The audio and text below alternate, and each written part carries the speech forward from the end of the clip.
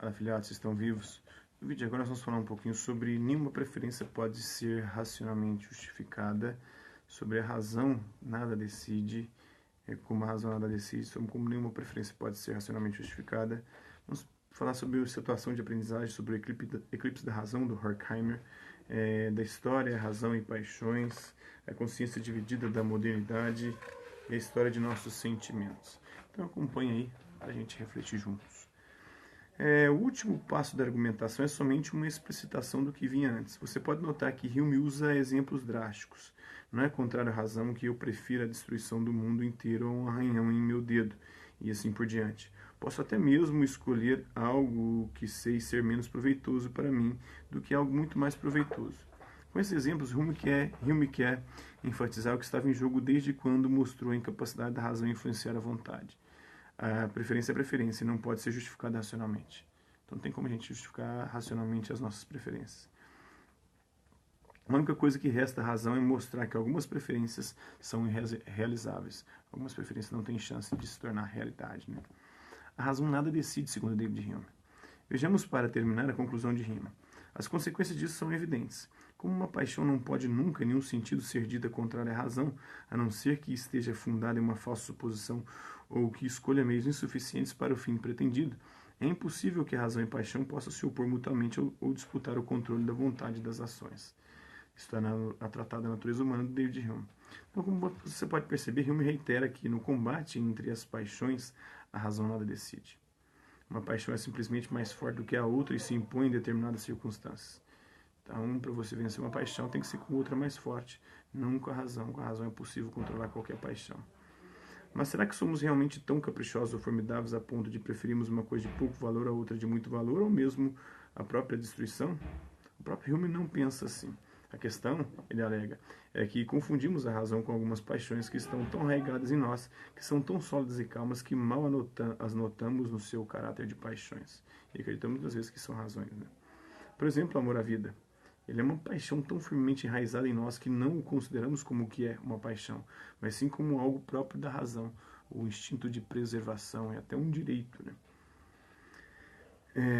É por isso que dizemos, por isso dizemos que é irracional desejar a própria destruição, como se isso estivesse fundado na razão e não na paixão. Está fundado na paixão, não na razão. Mas é um modo equivocado de falar, segundo Hume, porque não é a razão que está sendo prejudicada, mas uma outra paixão bem enraizada em nossa natureza humana, o nosso amor pela vida. É claro que essas paixões podem ser corrompidas em pessoas, por exemplo, depressivas. Ela vai ter uma paixão pela autodestruição, por ficar na merda, por se jogar na lama, por se sentir inferiorizado. Então, uma paixão...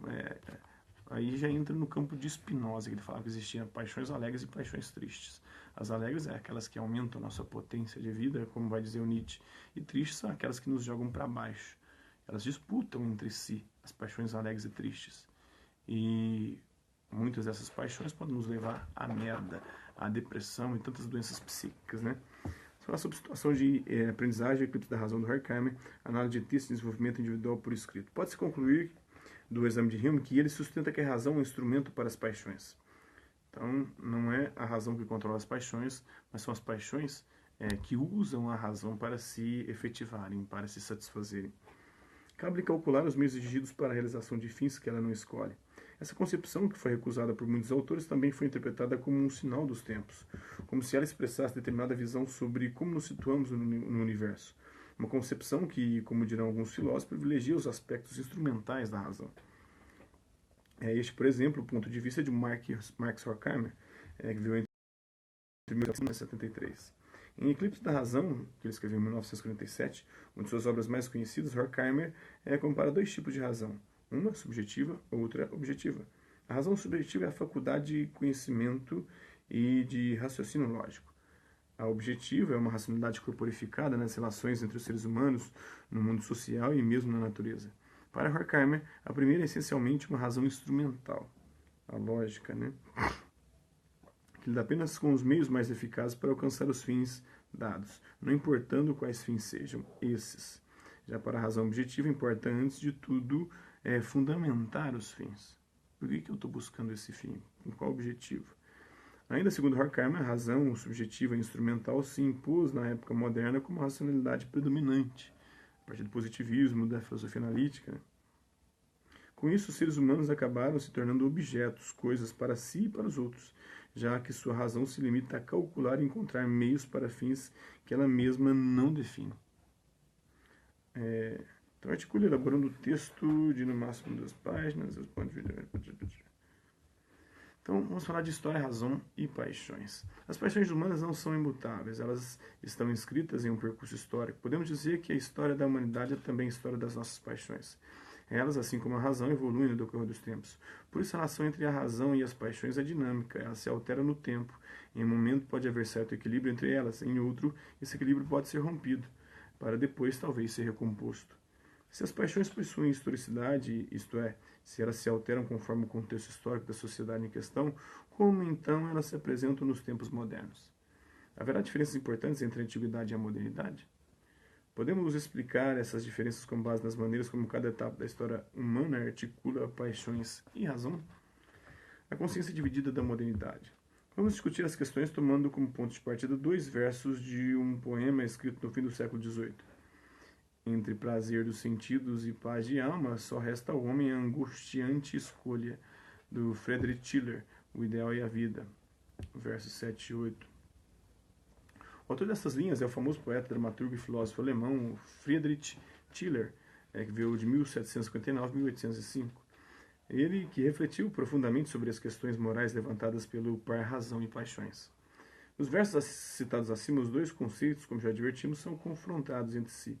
O homem, diz o poema, vê-se muitas vezes diante da escolha entre o prazer sensual, os sentidos, as paixões, e a paz da alma, a razão, né?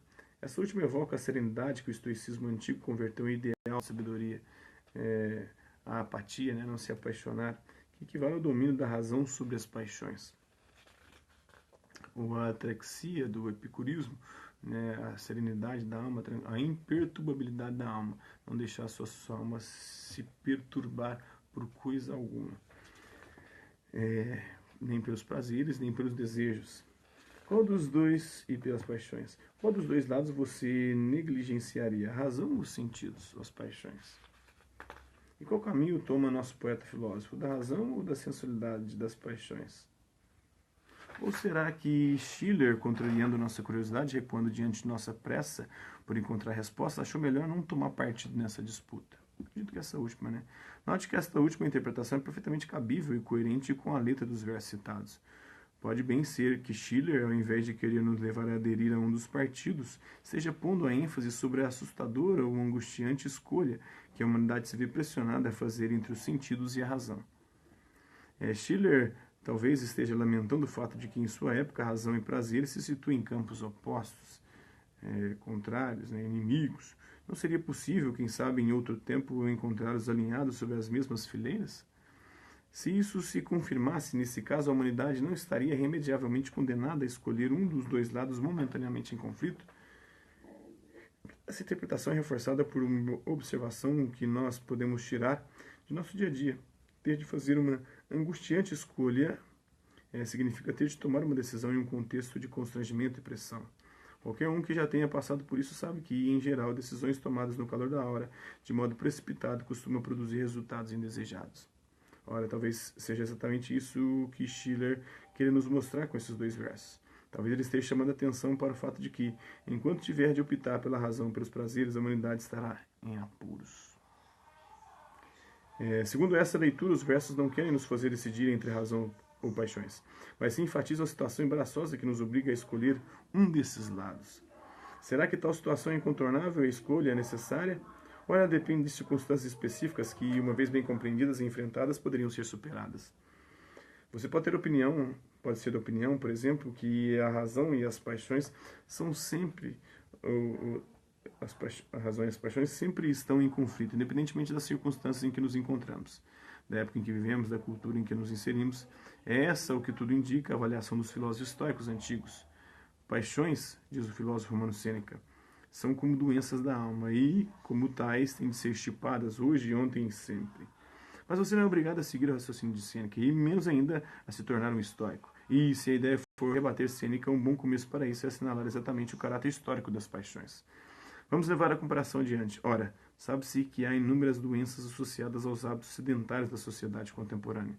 Algumas enfermidades do passado desapareceram, outras surgiram e outras tantas se modificaram ao longo do tempo. O mesmo vale para os nossos gostos e também no campo dos costumes e das opiniões. Pode ocorrer, por exemplo, que algo que era chique há pouco tempo tenha hoje se tornado completamente fora de moda. Se as doenças, os gostos e as tendências se modificam no curso do tempo, por que seria diferente com as paixões? Até a teoria da Terra plana retornou, por que poderíamos, ou mudou, está um pouco mais sofisticado hoje em dia do que era no tempo dos gregos, no tempo medieval. Então é isso, espero que vocês tenham gostado do vídeo. Quem curtiu, dá um like, quem não curtiu, dá um dislike. Quem se interessou pelo conteúdo do canal, só se inscrever, ativar o sininho e aguardar os próximos vídeos e as próximas notificações. Deixe também seus comentários, dizendo o que você tem achado dos vídeos, sugestões de temas e assuntos para serem abordados em vídeos posteriores. É isso aí, hasta la vista, babies, e até a próxima.